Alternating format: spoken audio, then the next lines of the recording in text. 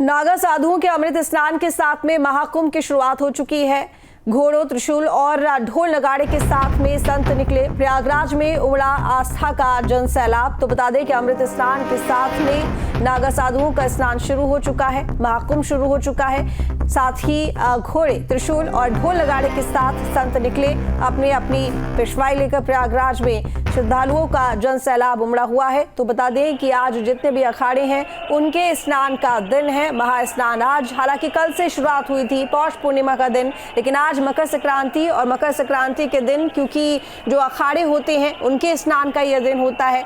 तो ये अमृत जो यहाँ पर सवारी है वो निकली जा रही है। बता दें जो शाही सवारियां हैं वो निकलती हैं। तो ऐसे में ये शाही स्नान, अमृत स्नान जो है आज हो रहा है। शाही स्नान इसको कहा जाता था पहले, लेकिन अब अमृत स्नान इसका नाम दे दिया गया है, जिसमें तमाम 13 के 13 अखाड़े अपने अपने टाइम के अनुसार अपने अपने बारी आने पर यहाँ स्नान के लिए पहुँचते हैं। एक राउंड की बात करें तो बता दें कि एक बैच में 2 से 3 अखाड़े होते हैं, जिनको 30 से 40 मिनट का वक्त मिलता है स्नान करने के लिए, अपने शिविर से निकलकर घाट तक पहुंचने का, और घाट से निकलकर अपने शिविर तक पहुंचने के लिए टाइम निर्धारित किया जाता है, जिसके अनुसार जो तमाम अखाड़े होते हैं अपने स्नान के लिए जाते हैं। अखाड़े से निकलकर उसके बाद स्नान के लिए घाट पर पहुंचकर फिर शिविर पहुंचकर उसके बाद जो दूसरा यहाँ पर ग्रुप होता है अखाड़ों का वो जाता है, वो निकलता है। तो सभी के जो टाइम है वो यहाँ निर्धारित होते हैं। और यहाँ पर महानिर्वाण जो अखाड़ा जिसके साथ में शुरुआत हुई, हालांकि आपको बता दें कि आखिरी स्नान लगभग 5 बजे तक पूरा होगा।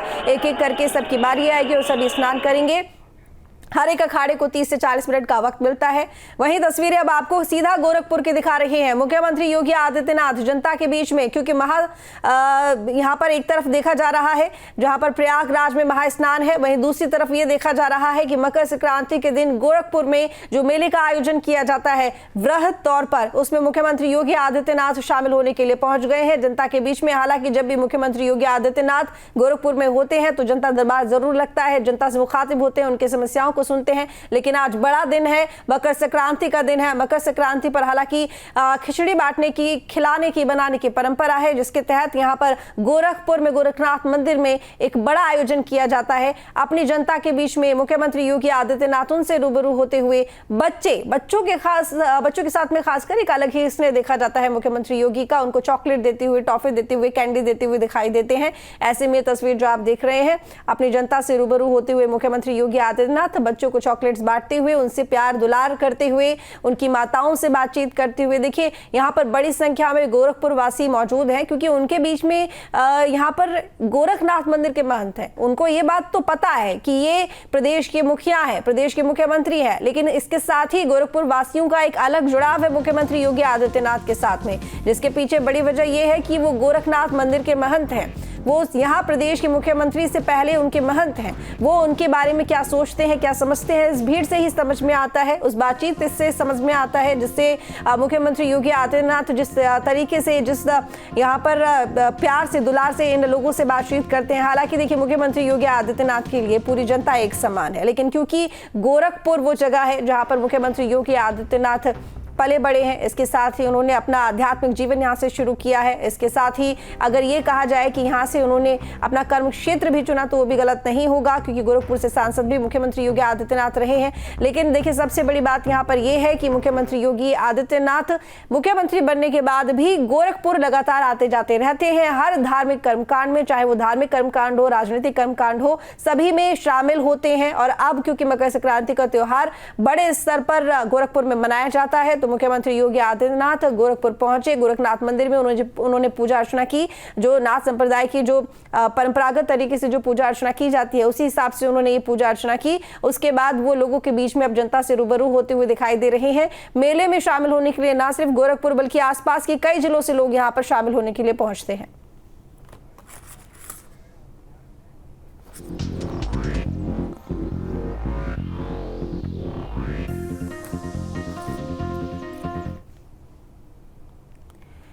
तो मानवेंद्र हमारे साथ में जुड़े हुए हैं प्रयागराज से, और साथ ही हमारे साथ में अविनाश भी जुड़े हुए हैं और संजीव आजाद भी जुड़े हुए हैं। तो देखिए, सबसे पहले मानवेंद्र आपके पास ही आते हैं। यहाँ पर लगातार जितने भी अखाड़े हैं एक एक करके अपना टर्म आने पर अपने स्नान के लिए, शाही स्नान के लिए, अमृत स्नान के लिए निकल रहे हैं, पहुंच रहे हैं। लेकिन देखिए एक बात और, यहाँ पर जो अखाड़े होते हैं उनकी पेशवाई में एक खास बात होती है कि देखिए सबसे पहले आगे नागा साधु चलते हैं, उसके बाद आगे अन्य संत चलते हैं, फिर जो सवारी होती है उसमें जो उनके अपने पूज्य गुरु जी होते हैं वो उनकी सवारी होती है, उनके पीछे जो महामंडलेश्वर होते हैं उनकी सवारी होती है, जो कहीं ना कहीं इस बात को दिखाती है, इस बात को दर्शाती है कि यहाँ पर जैसे कि हमारे धार्मिक अगर यहाँ पे उनकी बात की जाए, संप्रदायों की बात की जाए या फिर भगवानों की बात की जाए, ईश्वर की बात की जाए, तो देखा जाता है कि इनके जो नागा साधु होते हैं इनके हाथ में त्रिशूल होता है, तलवार होती है, इनके शरीर पर भस्म होता है कि हमारे धर्म पर कोई भी किसी तरह का कोई हमला नहीं कर सकता, उसकी रक्षा के लिए, सुरक्षा के लिए हम हमेशा से तत्पर हैं। और उसके बाद उसी तरह से इस पेशवाई में भी हमें वो झलक देखने को मिलती है कि पहले हम अपने धर्म की रक्षा करेंगे, उसके बाद हम हमारी रक्षा करेंगे, और उसी तरह से ये पेशवाई लोगों के बीच में निकलती हुई जाती है। मानवेंद्र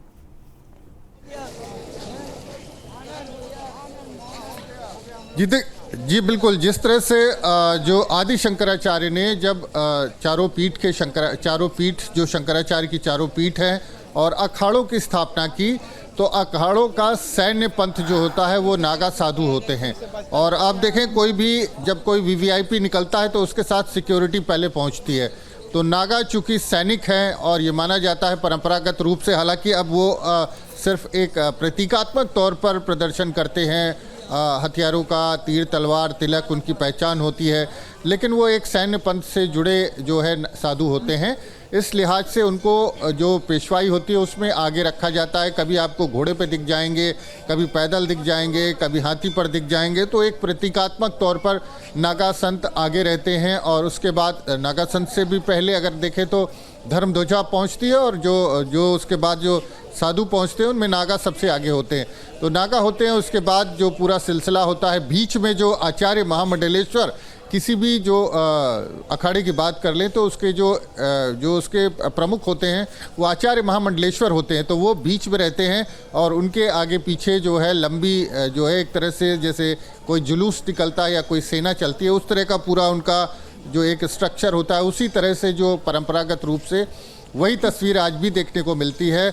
और बेहद ख़ास होती है ये तस्वीर। और अगर हम आम लोगों के श्रद्धालुओं की बात करें तो लोग घंटों प्रतीक्षा करते हैं।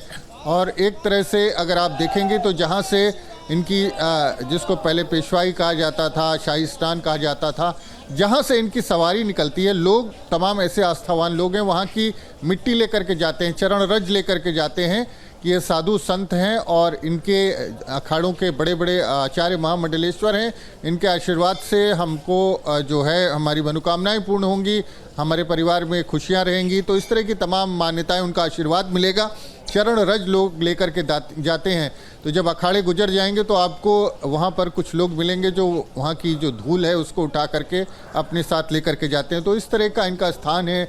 जो सनातन परंपरा है, सनातन परंपरा में उनको जो सर्वोच्च स्थान है वो दिया गया है, उनको धर्मगुरु माना गया है और सनातन के रक्षक माना गया है। तो सनातन में जब अखाड़ों की संरचना हुई तो शास्त्र के साथ साथ शस्त्र चलाना भी सिखाया गया और तमाम लड़ाइयाँ भी जो है नागा सन्यासियों ने लड़ी और बलिदान भी दिया देश के लिए, धर्म के लिए।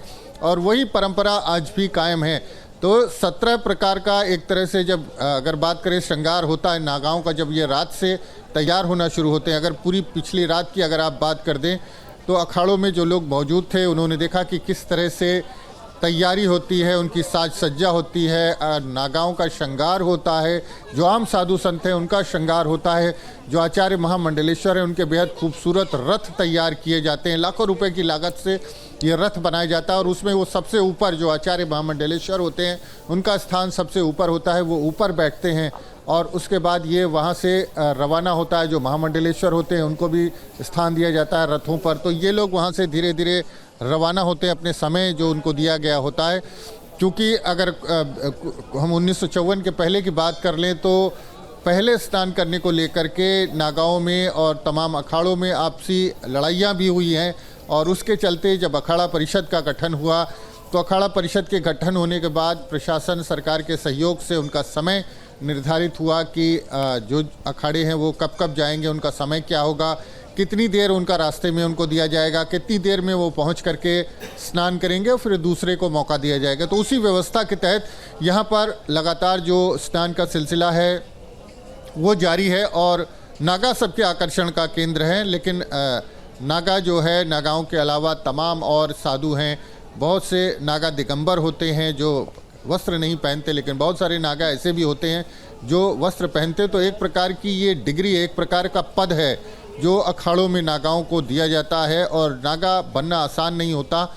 नागा बेहद कठिन परीक्षा के बाद एक तरह से उनको ये डिग्री हासिल होती है अखाड़ों में, और उनका अलग एक रुतबा होता है। आप देखें तो जो साधु संत और सन्यासी अखाड़ों में चलते हैं, नागाओं के अंदर एक अलग तरह का उत्साह होता है, और जब वो संगम के निकट पहुंचते हैं तो ऐसे भागते हैं स्नान करने के लिए, इस तरह से नदी में कूदते हैं जैसे लगता है कि कोई सेना कहीं पर आक्रमण करने जा रही है। तो वो उनके स्वभाव में है, वो उनका तेवर है, और उसी के चलते उनकी पहचान होती है। तो धूल उनके चरणों की लोगों के लिए जो है वो सौभाग्य लेके आती है, ऐसा लोगों का मानना है। और इसके अलावा जो उनका श्रृंगार है, जो उनके शरीर पर भस्म होती है, भस्म अपने शरीर पर पूरे वो लगाते हैं।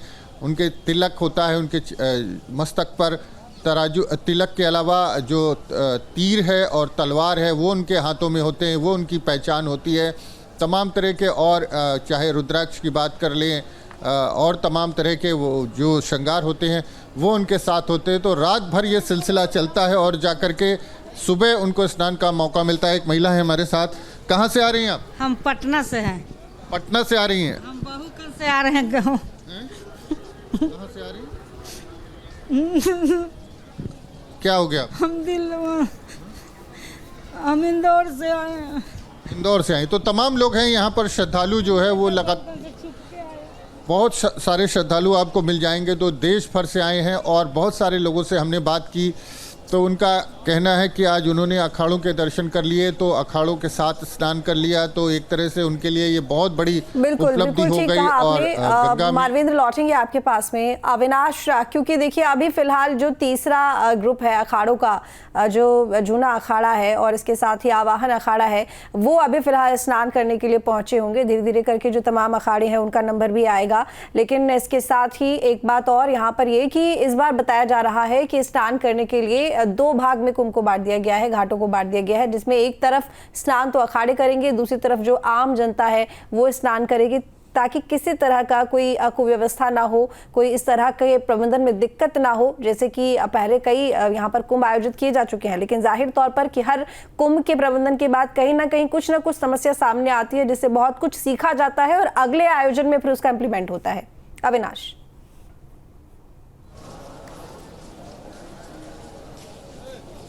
अनुमानित है कि इस बार महाकुंभ में पहले के मुकाबले श्रद्धालुओं की जो तादाद होगी वो बहुत ज़्यादा होगी, क्योंकि पहले दिन ही तकरीबन 1.5 करोड़ श्रद्धालु यहाँ पर पहुंचे थे। और आज इस तरीके से जो तस्वीर हम लोगों ने देखी, ये माना जा रहा है कि कल के मुकाबले हो सकता है कि दोगुनी संख्या आज पहुंचे, चूंकि आज मकर संक्रांति है, खिचड़ी है। और जहां तक सवाल व्यवस्थाओं का है, तो चूंकि जब 2019 में कुंभ हुआ था तो उस कुंभ को भी भव्य बनाने में सरकार की तरफ से कोई कसर नहीं छोड़ी गई थी, लेकिन जो कुछ खामियां रही थी उन खामियों को दूर करने की पूरी कोशिश की गई है। और देखिए, जो इस बार का अनुमान है कि तकरीबन 40 करोड़ से ज्यादा जो श्रद्धालु होंगे देश दुनिया भर से इस बार महाकुंभ में पहुंचेंगे। तो जाहिर सी बात है कि तैयारियां बड़ी हैं, और यही वजह है कि जो शाही जो अखाड़े हैं उनके साधुओं के लिए, उनके नागाओं के लिए अलग व्यवस्था की गई है, आम श्रद्धालुओं के लिए। चूंकि अभी थोड़ी देर पहले मैं संगम पर ही था और देखिए सुबह में वहां पर पैर रखने की जगह तक नहीं थी, लेकिन फिर भी कह सकते हैं कि जो व्यवस्थाएं हैं दुरुस्त है। हालांकि कुछ चीजें होती हैं